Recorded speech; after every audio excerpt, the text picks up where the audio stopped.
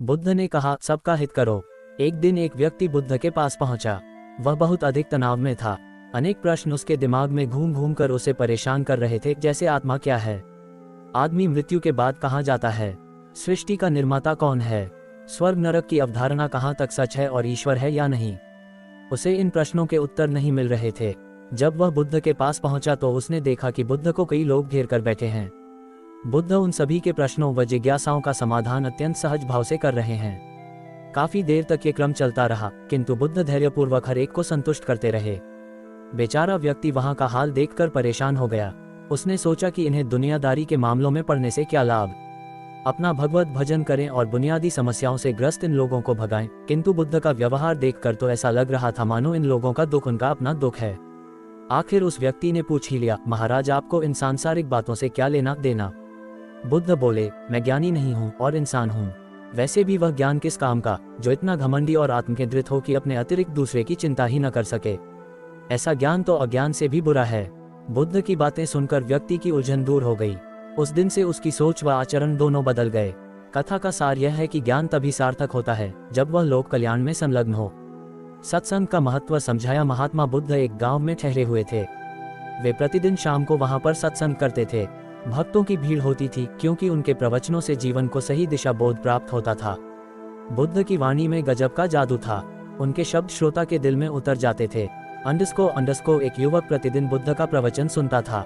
एक दिन जब प्रवचन समाप्त हो गए तो वह बुद्ध के पास गया और बोला, महाराज मैं काफी दिनों से आपके प्रवचन सुन रहा हूँ, किंतु यहाँ से जाने के बाद मैं अपने गृहस्थ जीवन में वैसा सदाचरण नहीं कर पाता जैसा यहाँ से सुनकर जाता हूँ। इससे सत्संग के महत्व पर शंका भी होने लगती है। बताए मैं क्या करूँ। बुद्ध ने युवक को बांस की एक टोकरी देते हुए उसमें पानी भरकर लाने के लिए कहा। युवक टोकरी में जल भरने में असफल रहा। बुद्ध ने ये कार्य निरंतर जारी रखने के लिए कहा। युवक प्रतिदिन टोकरी में जल भरने का प्रयास करता किंतु सफल नहीं हो पाता। कुछ दिनों बाद बुद्ध ने उससे पूछा, इतने दिनों से टोकरी में लगातार जल डालने से क्या टोकरी में कोई फर्क नजर आया। युवक बोला, एक फर्क जरूर नजर आया है। पहले टोकरी के साथ मिट्टी जमा होती थी, अब वह साफ दिखाई देती है। कोई गंदगी नहीं दिखाई देती है और इसके छेद पहले जितने बड़े नहीं रह गए, वे बहुत छोटे हो गए हैं। तब बुद्ध ने उसे समझाया, यदि इसी तरह उसे पानी में निरंतर डालते रहोगे तो कुछ ही दिनों में ये छेद फूलकर बंद हो जाएंगे और टोकरी में पानी भर पाओगे।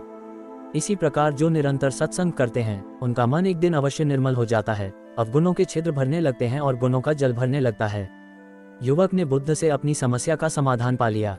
निरंतर सत्संग से दुर्जन भी सज्जन हो जाते हैं, क्योंकि महापुरुषों की पवित्र वाणी उनके मानसिक विकारों को दूर कर उनमें सद्विचारों का आलोक प्रसारित कर देती है। जय श्री महाकाल। दोस्तों, जीवन को उत्कर्षमय बनाने के लिए जरूर सब्सक्राइब करें। आप जीवन में आगे बढ़े, उन्नति करें, इसी कामना के साथ अगली कहानी आपकी सेवा प्रस्तुत है। जय श्री महाकाल। बुद्ध की शिक्षा से गांव का उद्धार हुआ। एक युवक ने बुद्ध से आकर कहा, मेरा गांव अशिक्षित है। मैं अपने परिवार से झगड़कर थोड़ा बहुत पढ़ पाया हूँ। आगे और पढ़ना चाहता हूँ, किंतु सभी रोक रहे हैं। घर के लोग सोचते हैं कि खेती में खूब पैसा है और उसके लिए किसी शिक्षा की आवश्यकता नहीं है। यही सोच गांव वालों की भी है। कृपया आप मेरे गांव चलकर वहां शिक्षा का प्रसार करवाए। बुद्ध युवक की बात मानकर गांव आ गए। धर्मभीरू ग्रामीणों ने बुद्ध का सत्कार किया और रोज उनके प्रवचन सुनने आने लगे। बुद्ध जब भी शिक्षा का महत्व बताते, ग्रामीण विरोधी मत रखते। एक दिन एक महिला अपने 5 साल के बच्चे के लिए पूछने लगी कि उसे किस उम्र से शिक्षा दिलवाएं। तब बुद्ध ने समझाया कि तुम्हें तो 5 वर्ष पूर्व उसकी शिक्षा शुरू कर देनी थी। उसे क्या खाना है, क्या नहीं, कैसे वह क्या बोलना है आदि बातें शुरू से सिखाओगी, तभी तो वह अपना उचित ख्याल रख सकेगा। बुद्ध की यह बात महिला सहित सभी ग्रामीणों को समझ में आ गई। उन्होंने अपने बच्चों को विद्यालय भेजना शुरू किया। ये समय वर्षा का था। युवक ने लोगों को जल संग्रहण की तकनीक बताई। अधिकांश ने उपहास किया, किंतु युवक अपना काम करता रहा। बुद्ध का सहयोग प्राप्त था, इसलिए किसी ने उसका खुलकर विरोध नहीं किया। जब गर्मी में भीषण जल संकट के कारण फसलें सूखने लगी तो युवक ने कुएं खुदवाए, जिनमें जल संग्रहण की तकनीक के कारण खूब पानी निकला। ग्रामीण अब शिक्षा का महत्व समझ चुके थे। धीरे धीरे संपूर्ण गांव शिक्षित हो गया। ज्ञान हर उम्र में अर्जित किया जा सकता है।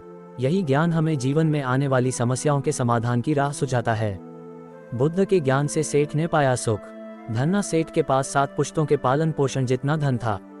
उसका व्यापार चारों तरफ फैला हुआ था, किंतु फिर भी उसका मन अशांत रहता था।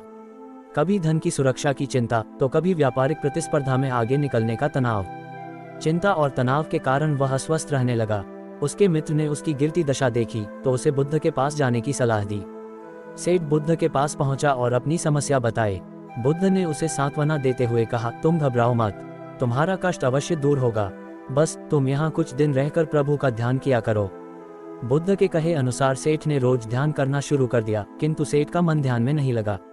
वह जैसे ही ध्यान करने बैठता उसका मन फिर अपनी दुनिया में चला जाता। उसने बुद्ध को ये बात बताई, किंतु बुद्ध ने कोई उपाय नहीं बताया। थोड़ी देर बाद जब सेठ बुद्ध के साथ वन में सायंकालीन भ्रमण कर रहा था तो उसके पैर में एक कांटा चुभ गया। वह दर्द के मारे कराहने लगा। बुद्ध ने कहा, बेहतर होगा कि तुम जी कड़ा कर कांटे को निकाल दो, तब इस दर्द से मुक्ति मिल जाएगी। सेठ ने मन कड़ा कर कांटा निकाल दिया, उसे चैन मिल गया। तब बुद्ध ने उसे समझाया, ऐसे ही लोभ, मोह, क्रोध, घमंड व द्वेष के कांटे तुम्हारे मन में गड़े हैं। जब तक अपने मन की संकल्प शक्ति से उन्हें नहीं निकालोगे, अशांत ही रहोगे। सेठ का अज्ञान बुद्ध के इन शब्दों से दूर हो गया और उसने निर्मल हृदय की राह पकड़ ली। अपनी कुप्रवृत्तियों से मुक्ति के लिए संकल्पबद्धता अनिवार्य है। जब तक व्यक्ति दृढ़ निश्चय न कर ले, वह अपनी गलत आदतों से मुक्त नहीं हो सकता। जय श्री महाकाल। चैनल को जरूर सब्सक्राइब करें। दोस्तों बहुत बहुत शुक्रिया, बहुत बहुत धन्यवाद आप सभी का।